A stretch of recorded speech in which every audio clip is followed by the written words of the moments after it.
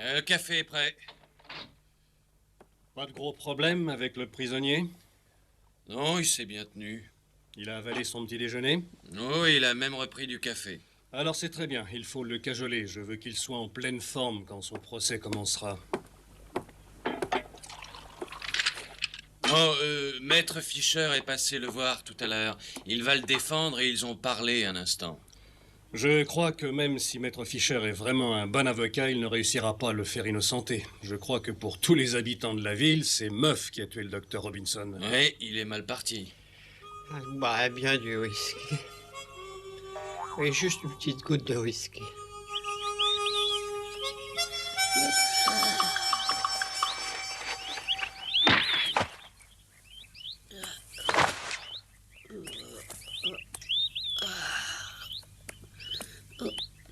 Je préside le tribunal. Un moment, il y a Tom qui passe. Hé Tom, où est-ce que tu vas comme ça? Viens t'amuser un peu avec nous. Dépêche-toi. Mais à quoi est-ce que vous jouez? On joue à juger un assassin. On a arrêté l'abominable tueur de cette pauvre petite bête. Il va devoir répondre de son crime. Oui, et moi je suis le juge du tribunal. Et c'est moi qui prononcerai la peine de mort contre ce chat. Tu es sûr qu'il est vraiment coupable? Ah oui, il s'en prenait constamment à mon canari depuis plusieurs semaines. Je l'avais repéré. D'accord, mais dis-moi un peu si tu l'as vu le tuer personnellement. On l'a attrapé avec l'oiseau mort dans la bouche. Oui, d'accord, mais il a peut-être pu le ramasser par terre. Ah ouais, c'est vrai, le chat a pu ramasser l'oiseau déjà mort. Ah non, moi je te dis que c'est bien lui le meurtrier. Bon. Si des témoins ici présents ont pu voir le meurtre, ils peuvent avancer et parler. Y a-t-il des témoins qui ont assisté au meurtre? Personne n'a assisté au meurtre? Je le demande une dernière fois. Tant pis pour l'accusé. Que tous les membres du jury qui sont pour condamner l'accusé lèvent le bras en l'air. Eh Tom, pourquoi tu pars? Le procès n'est pas fini, tu veux pas t'amuser avec nous? Non, merci, moi, les procès, ça m'amuse pas.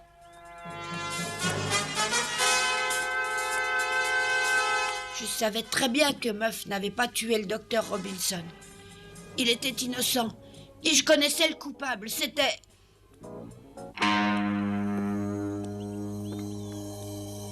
Ouais, c'était Joe l'Indien, le vrai coupable. Huck avait lui aussi assisté à la scène du meurtre.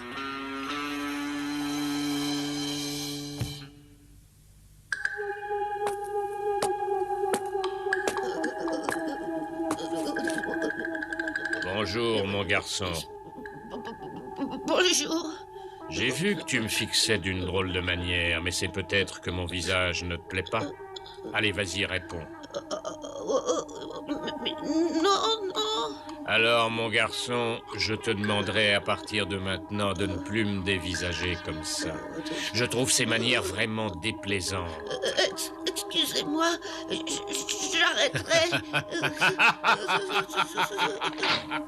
Ah, justement, je te cherchais, Joe. Bonjour, shérif. Qu'est-ce que vous avez à me dire? Le procès de Meuf aura lieu mardi prochain. Tu seras cité comme témoin, alors je te conseille d'être là dès l'ouverture. Oui, j'étais déjà au courant, shérif, et je serai là. Alors c'est très bien. Pauvre vieux Meuf, il est mal parti. Ils vont probablement le pendre si tout se passe normalement.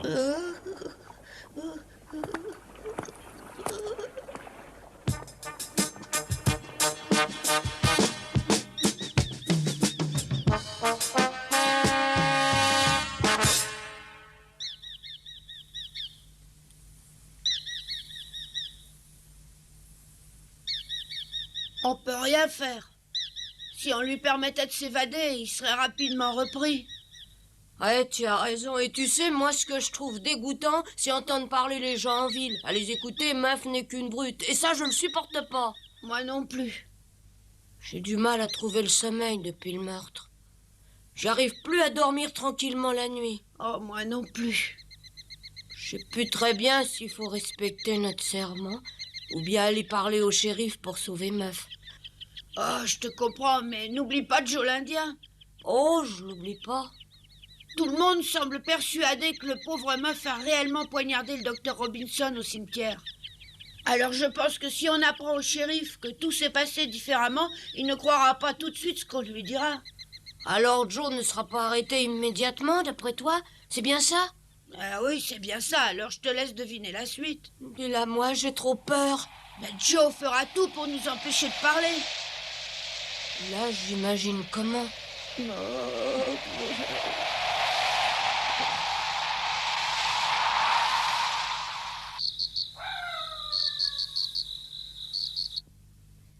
Tom, je parie que tu as vu tout le meurtre. Moi? T'es pas fou? Je sais tout. Qu'est-ce que tu racontes? Tu sais rien du tout. Et n'oublie pas que tu parles beaucoup pendant ton sommeil. Et qu'est-ce que je dis? Me fais pas croire que tu te rappelles pas. Non, absolument pas. Ah, laissez-moi, je dirai rien. Ah, laissez-moi, je dirai rien. Ah, ne me tuez pas. Ah, ne me tuez pas. Arrêtez. Ah, ah, arrêtez. Ah, ne me tuez pas. Ah, ne me mais tuez arrête pas. maintenant, Ah, arrête. ne me tuez pas. Je promets de jamais en parler à personne. Ne me tuez pas. J'ai jamais rien dit pendant mon sommeil, espèce de menteur. Tu m'as parlé. C'est pas vrai, tu entends? Tu m'as parlé, ma parole. Remets-moi de te taire. Bien sûr, oui, Tom. Calme-toi, je promets de jamais répéter ce que tu as dit à personne. Mais dis-moi comment ça s'est passé. J'ai pas vu comment ça s'est passé.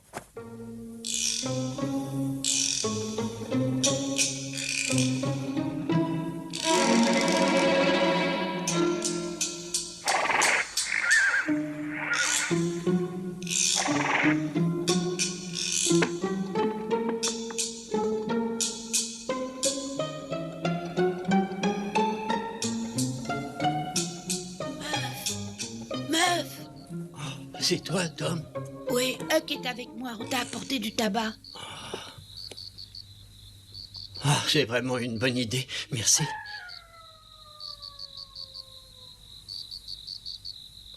On n'a pas réussi à trouver une bouteille de whisky. Oh, tant pis. C'est déjà bien d'avoir apporté ça. Mais on se débrouillera pour en trouver la prochaine fois.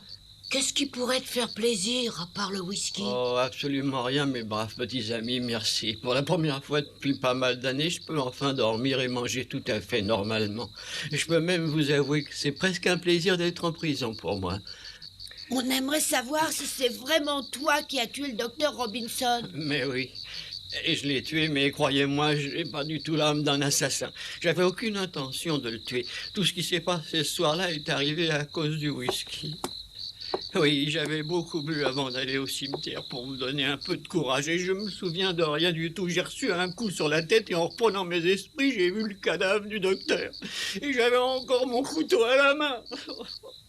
C'était bien mon couteau tout plein de sang et je le tenais bien dans ma main. Mais qu'est-ce que j'ai fait là? Tu penses pas qu'il pourrait être déclaré innocent s'il se rappelle pas du tout ce qui s'est passé? Ah, je me fais plus la moindre illusion maintenant. Si j'ai tué quelqu'un, c'est normal que je sois puni puisque c'est la loi, même si j'ai commis ce meurtre inconsciemment. Je tiens à vous dire que quoi qu'il arrive par la suite, je n'oublierai jamais votre très grande gentillesse envers moi. Vous êtes les deux seules personnes de tout le village à m'avoir apporté un réconfort au mémoire. Et je veux vous dire merci. Oui, merci pour avoir eu pitié d'un pauvre vieil ivrogne comme moi. Oh, arrête de pleurer comme ça. T'as pas à nous remercier, tu sais. Ce que j'aimerais, Tom, c'est que tu me donnes ta main une seconde. Ah, tu as une jolie main à la fois fine et forte. Ça fait plaisir de la tenir comme ça. Maintenant, donne-moi la tienne, Huck. Ah, toi, tu as la main chaude et franche. Je tiens la main de mes deux seuls amis.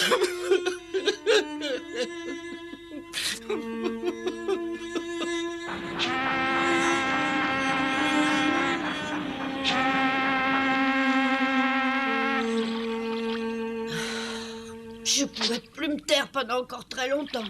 Non, moi non plus. Il faut absolument raconter ce qui s'est passé. Ouais, mais comment? Oh, j'espère bien trouver un moyen de faire rapidement savoir la vérité. Je me débrouillerai pour que de toute manière, Joe l'Indien ne sache pas que tu étais présent.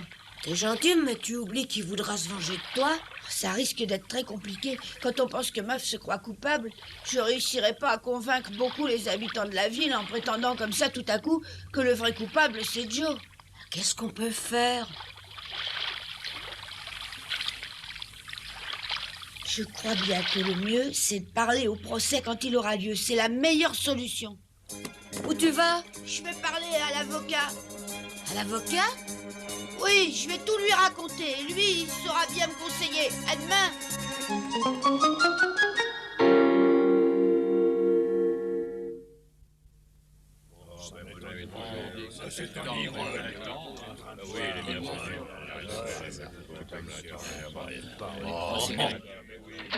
Ah, le voilà! À mort, l'assassin! J'espère qu'ils le prendront! Assassin! Tu vas bientôt te balancer au bout d'une corde! C'est honteux de tuer un docteur. Assassin! On va le Ah, lyncher! pas de ça, hein, ou alors je vais me fâcher. Bien, tu peux avancer, meuf. Ah! J'en ai assez, arrêtez!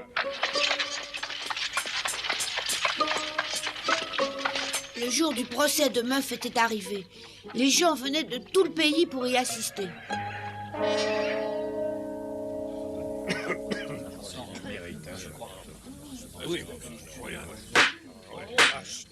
Un peu de silence. Un peu de silence, s'il vous plaît. Bon, allez-y, maître. Posez vos questions aux témoins. Merci, votre honneur. L'enquête menée par le shérif a établi de façon formelle que la nuit du crime, vous-même, le défunt docteur Robinson et l'accusé étiez au cimetière. Pourriez-vous expliquer au jury ce que vous alliez y faire? On était allé là-bas pour déterrer le cadavre de William, c'est pour l'emporter. Et dans quel but? J'ai déjà raconté cette histoire je ne sais plus combien de fois. Et oui, je le sais bien, mais je vous demande de la raconter une nouvelle fois, s'il vous plaît. Bon, d'accord. Ce cher docteur Robinson emportait le cadavre pour en faire l'autopsie, comme il appelait ça. Et puis, ça n'était pas la première fois non plus qu'il emportait un mort. Pour quelle raison se livrait-il à ces autopsies? D'après lui, il espérait pouvoir trouver le véritable motif de la mort de ces personnes. Combien de fois avez-vous fait ça pour le docteur Robinson? Je m'en souviens pas très bien. Oh, à peu près 3 ou 4 fois. Vous étiez toujours accompagné de l'accusé? Oui, Il était avec vous ces 3 ou 4 fois? oui, il était avec moi.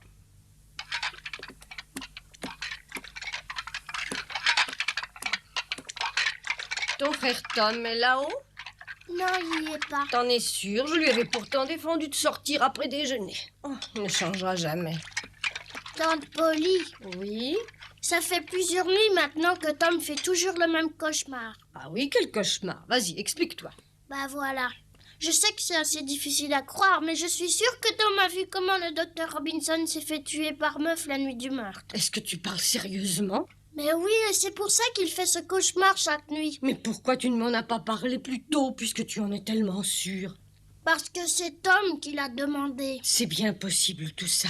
Tom a un comportement un peu surprenant depuis quelque temps. Il a l'air toujours ailleurs et il pousse de gros soupirs. Mais c'est vrai, il ne mange pratiquement plus. Oh mon Dieu, je crois que si ce pauvre Tom a réellement vu cet horrible spectacle, on peut comprendre ses réactions. Mais Sid, Quoi? tu sais peut-être aussi pourquoi Tom va au cimetière la nuit? Bien, et expliquez-nous ce qu'a fait l'accusé à ce moment. Meuf a sorti un couteau de sa poche, il s'est approché du docteur Robinson et il l'a poignardé d'un seul coup en plein cœur. Toute cette scène s'est passée tellement vite que je n'ai pas eu le temps d'intervenir. Le docteur Robinson a compris qu'il allait mourir. Il a fait quelques pas en avant, il est tombé lentement. Mais en tombant, il a frappé Meuf avec la croix qu'il avait encore à la main. Et Meuf assommé est tombé en même temps que lui.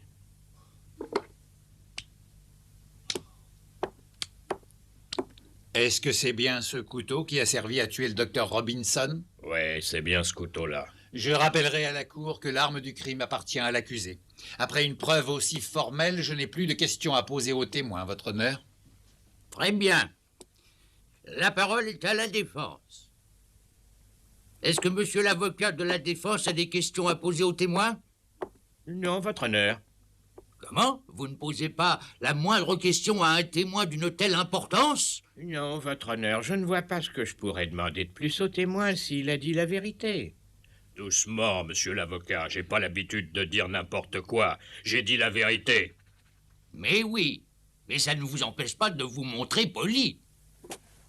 Vous pouvez retourner à votre place. Peut-être aurons-nous encore besoin de faire appel à vos lumières.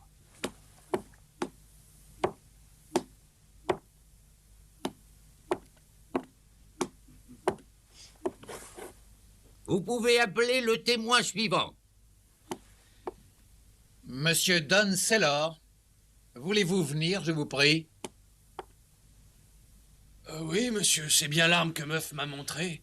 Vous nous affirmez que ce couteau appartient à l'accusé ici présent. Oui. La défense peut interroger le témoin. Non, pas de questions à poser. Meuf se baignait au beau milieu de la rivière. Et évidemment, ça m'a surpris.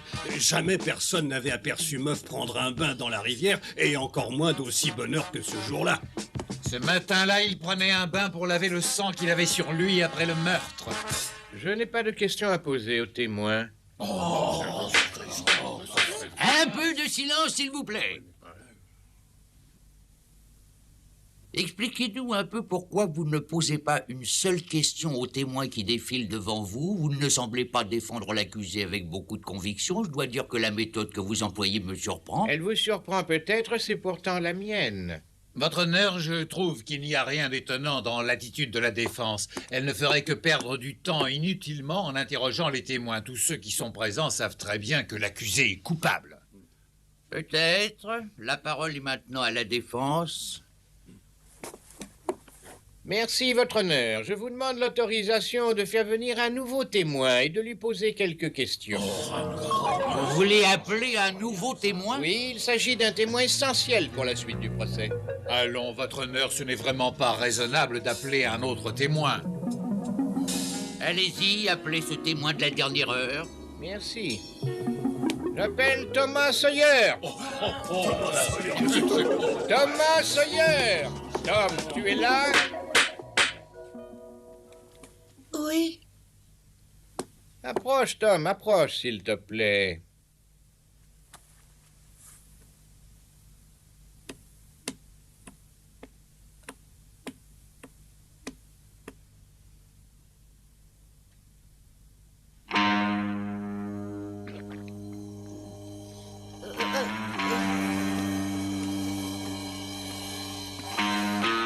Attention, mais qu'est-ce que tu as, Tom?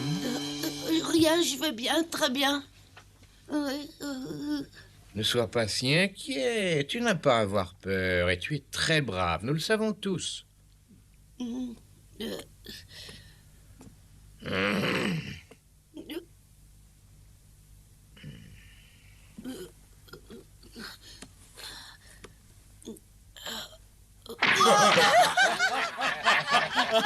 Mais qu'est-ce que Tom vient faire? Qu'est-ce qu'il va raconter? Vous le verrez bientôt. Silence! Silence, s'il vous plaît. Le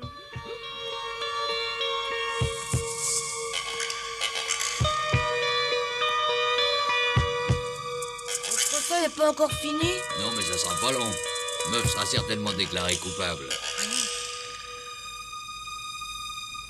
D'après ce que tu nous as raconté, tu te trouvais au cimetière avec un ami à toi. Oui, c'est bien ça. Un ami que tu pourrais nommer? Oui, mais lui, il n'y tient pas trop. Bon, alors pour l'instant, ne dis pas son nom. Nous le dévoilerons seulement si c'est absolument nécessaire. Mais je pense que ton témoignage sera largement suffisant. Bon, d'accord. Dans quelle partie du cimetière vous trouviez-vous? On était assez près de la tombe de Moss William. Est-ce que tu pourrais te montrer plus précis? Oh, il devait y avoir la même distance qu'entre Meuf et moi. Et qu'est-ce que vous faisiez là? On se cachait dans le cimetière, au milieu des tombes, parce qu'on avait vraiment très peur. Bien. Alors maintenant, veux-tu raconter à la cour ce que tu as vu exactement cette nuit-là?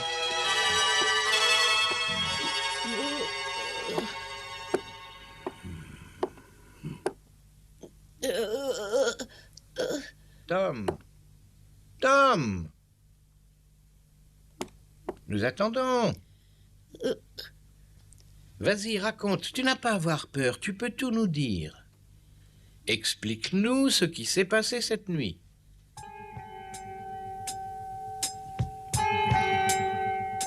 Bon, très bien. On avait peur avec mon ami parce qu'on croyait qu'il y avait des fantômes qui rôdaient autour du cimetière. Et on a vu plus tard que c'était Meuf, Joe l'Indien et le docteur Robinson. Muff s'est battue avec le docteur Robinson. Le docteur l'a assommé en lui tapant dessus avec une croix. Mais Joe l'Indien, qui avait ramassé le couteau de Muff, s'est approché du docteur et il lui a enfoncé le couteau dans la poitrine. Voilà comment ça s'est passé.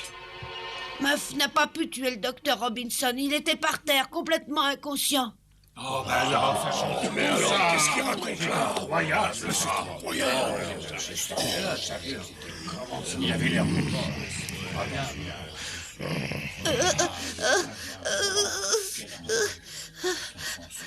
Voilà le coupable. Oui, voilà l'homme qui a tué le docteur Robinson.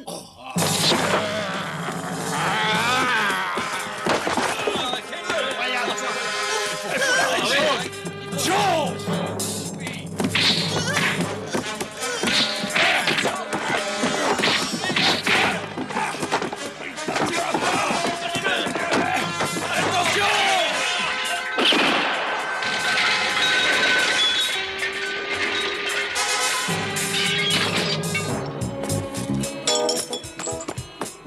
Arrêtez-le! Arrêtez-le! Oh! Mais bon sang, comment est-ce qu'il a pu s'enfuir?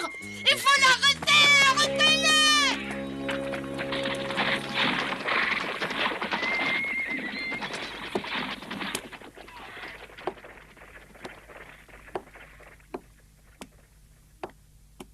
Je te demande pardon, Muff.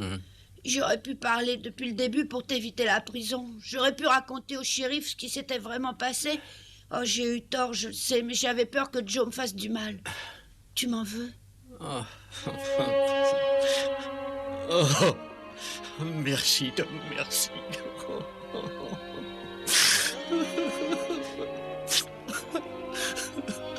Comment est-ce que je pourrais t'en vouloir?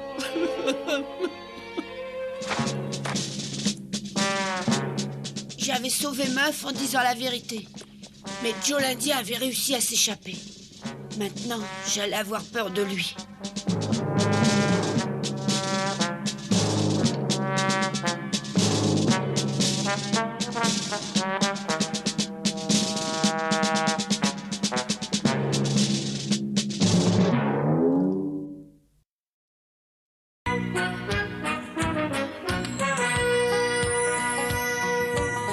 Comme trois pommes, Tom Sawyer est un joyeux garçon qui n'aime pas l'école et préfère pêcher les poissons. Il a fière allure, les pieds nus, il marche dans la vie, rêvant d'aventure sur les bords du Mississippi. Ses copains, c'est Huckleberry, Joe et Jim et le monde. La maison, c'est Sid et Mary et tante Polly qui gronde. C'est un cœur à prendre, Amy et Becky le savent bien. Un dur au cœur tendre, Huck, Mary et Becky Thatcher. Tante Polly et Joe Harper, c'est le petit monde de Tom Sawyer.